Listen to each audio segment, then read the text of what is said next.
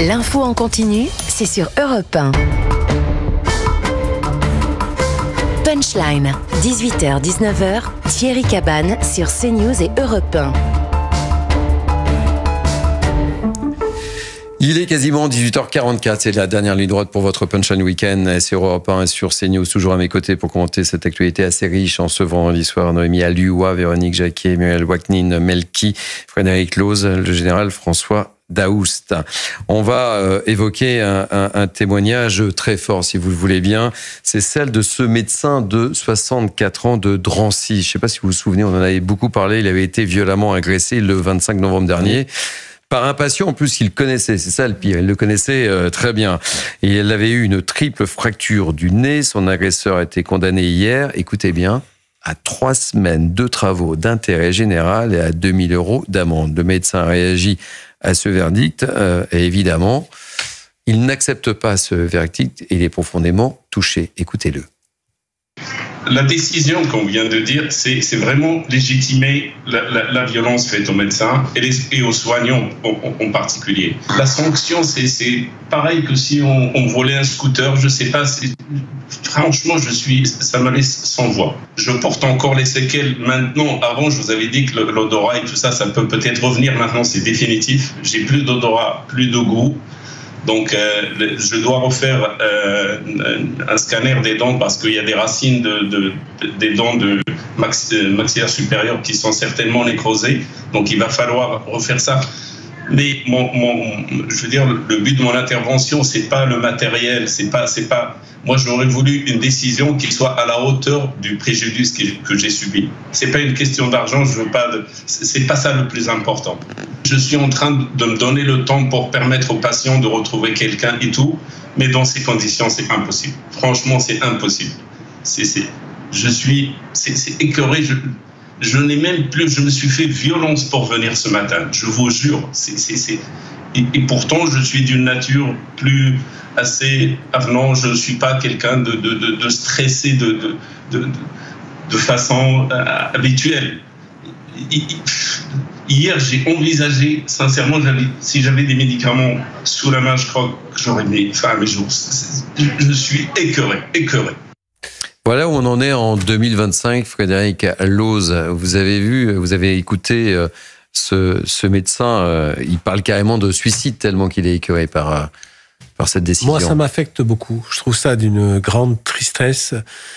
Effectivement, quand il voit la sanction pénale, il se dit mais pourquoi pas aussi leur tirer les oreilles. On a une perte de repères. J'ai pas le dossier sous la main. Je respecte l'indépendance de la justice, mais quand on sait ce qui s'est passé, quand on voit qu'on a affaire à un médecin dans une ville populaire qui se fait casser la gueule, l'intégrité physique, c'est d'une violence, c'est d'un traumatisme inouï. Celui qui vient au secours des photos quand il est agressé, celui qui vient au secours des autres et qui en est à vous dire après le passage de la justice où on pouvait penser qu'il serait apaisé et reprenne son merveilleux métier, aider, soigner les autres, il vous parle de suicide. Ouais. Non mais ça fait peur. Et puis moi, ce qui me choque, c'est que banalisation de tout ce qui touche à l'intégrité physique. Les peines ne sont pas assez lourdes en la matière. L'intégrité physique doit être sanctuarisée. Les coups et blessures volontaires, on n'imagine pas le trauma après coup lorsqu'on a été victime de coups et blessures. Et puis il y a autre chose. Alors le courage de retourner au cabinet. Là, il y a une peine qui est ce qu'elle est. Vous imaginez bien ce que j'en pense. J'hallucine.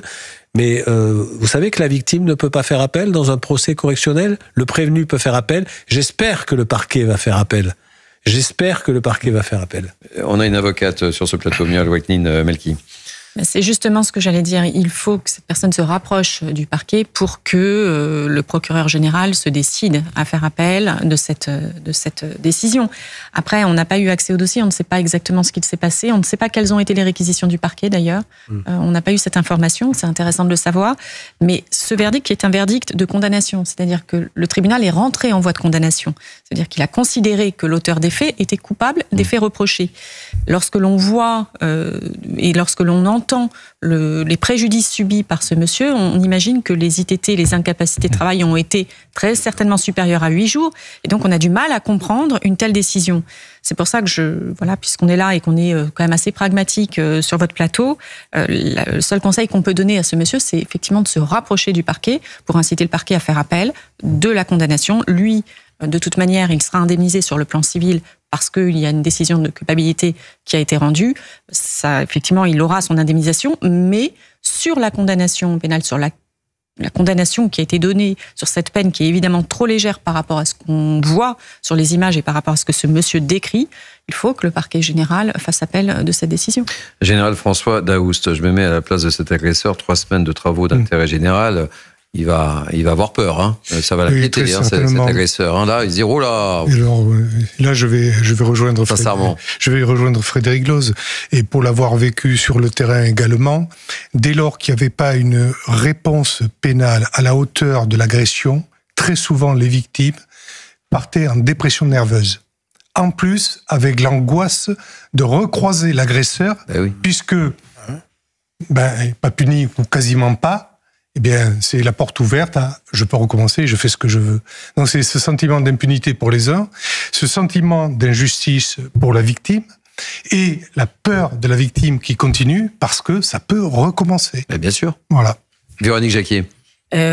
Oui, je crois que ça va encore au-delà de tout ça, c'est-à-dire qu'on est vraiment dans un dérèglement des valeurs dans notre société. C'est-à-dire que le médecin en question a le sentiment, et il a raison, que la justice n'est plus juste.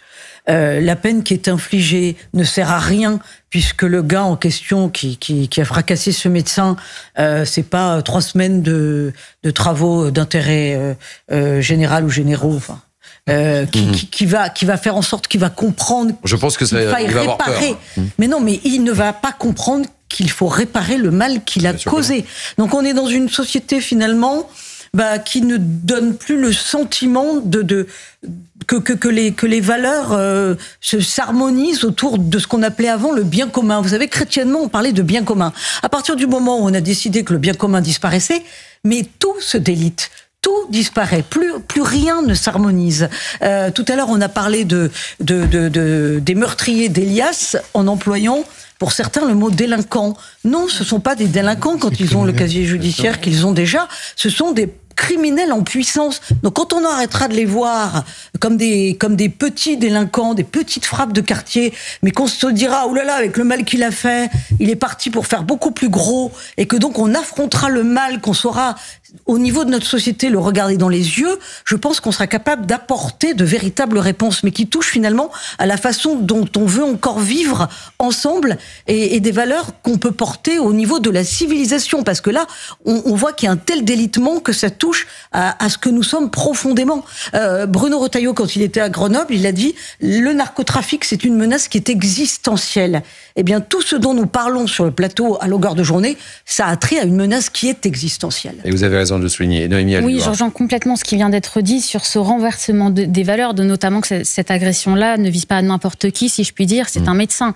Un médecin, par définition, c'est quelqu'un qui soigne les autres, c'est quelqu'un qui a prêté le serment d'Hippocrate, c'est quelqu'un qui est là pour les autres et qui a décidé par son métier de se consacrer aux plus faibles. Et donc que lui soit agressé, c'est terrible. Et ensuite que la justice ne le défende pas à sa juste valeur, c'est encore plus terrible. Et on comprend que certaines victimes de cet ordre tombent en dépression nerveuse. Ça, c'est évidemment possible de le comprendre. Maintenant, le problème, c'est évidemment que ce genre de situation se banalise. Je me souviens, vous savez, j'ai fait une enquête sur la ville de Sarcelles dans le Val d'Oise. J'ai publié un livre là-dessus il y a quelques années. J'avais interviewé aussi un médecin qui m'expliquait qu'il avait été agressé dans son cabinet et que d'autres médecins étaient aussi agressés tellement bien que dans certains quartiers de Sarcelles, les médecins ne voulaient plus se déplacer. Et donc, ce sont ensuite les habitants qui souffrent parce que certaines personnes âgées ont besoin qu'on vienne les soigner chez elles et elles, eh bien, elles se retrouvaient sans situation de recours. C'est toutes ces situations qui découlent là de ce genre de personnages qui agressent les médecins et de ce genre de situations qui ne sont pas réglées avec une justice qui ne prend pas la mesure de la situation et qui n'apporte pas des réponses pénales qui sont suffisantes et qui ne permettent pas d'endiguer le problème, c'est évident. Un dernier mot, Muriel Waknin-Melki. Je crois que c'est typiquement dans ce type d'affaires qu'il faudrait que la justice apprenne à communiquer. je trouve qu'il faudrait qu'un procureur vienne expliquer en fait sur un plateau ou par le biais d'un communiqué ce qu'il s'est passé et pourquoi est-ce qu'on aboutit à cette condamnation. Parce que sinon, ce n'est pas audible. Vous ce n'est pas imaginez le nombre compréhensible. d'émissions qu'on va devoir faire pour expliquer les décisions de justice que l'on commente et qui nous paraissent Eh bien, injustes. je crois qu'il y a véritablement une démarche, il y a peut-être une démarche pédagogique à faire pour expliquer la justice et pour aussi, à un moment donné, venir rendre des comptes parfois quand on a des décisions qui sont totalement incompréhensibles et qui renvoient un sentiment d'impunité terrible, avec ce qu'on a dit sur ce plateau, le risque de réitération qui va systématiquement derrière. Quand vous n'avez pas de sanction coercitive, la personne systématiquement récidive. C'est un état de fait, on le sait tous, on l'apprend dans les facs de droit et on le constate dans les enceintes judiciaires. C'est pas de sens à la sanction. C'est-à-dire que la personne, de toute façon, ne sait pas ce que c'est que la réparation. Donc comment vous voulez qu'elle ait le sentiment d'avoir commis le mal, puisqu'on ne lui explique pas qu'il faut réparer quelque chose? Ouais. Je rejoins tout à fait Muriel. Alors, il y a un principe en droit qui est celui de la personnalisation de la peine. Du coup, si un procureur de la République venait expliquer pourquoi là le parquet, en tout cas la condamnation a été seulement à ce niveau, peut-être que ça aiderait aussi sa victime. Mais en l'espèce, comme il n'y a rien, on ne sait pas, et là il y a un effet de balance qui est complètement renversé. Et là, je pense que ce médecin, malheureusement, eh bien, il a commencé une dépression sans le savoir, ou il le sait plutôt. Il explique quand même dans l'interview qu'il a pensé au suicide, qu'il a regardé des médicaments et qu'il y a pensé. Donc, effectivement, il va très mal et on peut comprendre, quand on voit les images de ce qu'il a subi, qu'il se sente dans une situation qui est extrêmement injuste. Allez les amis, c'est la fin de ce Punchline Week-end. Merci pour votre grande fidélité. Merci à vous de m'avoir accompagné. Merci à l'équipe qui m'a entouré. David Brunet, David Poujol, Laure Para, Isor Dujon, Alexis Prince évidemment et Maureen Vidal pour l'info. Merci à la programmation. Tout de suite sur Europe 1, Pascal de la Tour du Pin et sur CNews, Philippe de Villiers, Elliot Deval et Geoffroy Lejeune. Et n'oubliez pas, on va terminer sur une note positive. Nous sommes le 14 février. C'est la Saint-Valentin, je ne sais pas, je n'ai pas le temps de vous demander ce que vous faites ce soir pour la Saint-Valentin, mais en tous les cas, voilà, on termine sur une note positive, c'est la Saint-Valentin. Ne l'oubliez pas, attention, belle soirée, bye bye.